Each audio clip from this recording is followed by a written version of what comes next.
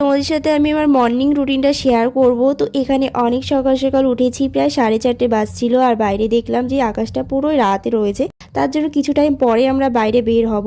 এই যে এখানে আমরা 5টা বাজলে তখন আমরা বাইরে বের হয়ে গেছি। এখানে আমরা হেঁটে হেঁটে যাচ্ছি, এখন মাঠের দিকে যাব। তো সেখানে গিয়ে আমরা কিছুক্ষণ ওয়ার্কআউট করব সকাল সকাল। তো এই যে আমরা চলে এসেছি, আর আমাদের সাথে কিন্তু দেখো এই বিড়ালটাও চলে এসেছে। এরপর এসে এই যে আমি আর আমার ফ্রেন্ড এরপর দৌড়ানো শুরু করি, আর তারপর কিছুক্ষণ নিজেরা দৌড়ে নিলাম। তারপর এখানে বেশ অনেক রকমের এক্সারসাইজও করে নিই। আর সকাল সকাল উঠে কিন্তু এক্সারসাইজ করা শরীরের পক্ষে ভীষণই ভালো, তো এর জন্যই আমরা এগুলো করার সিদ্ধান্ত নিয়েছি।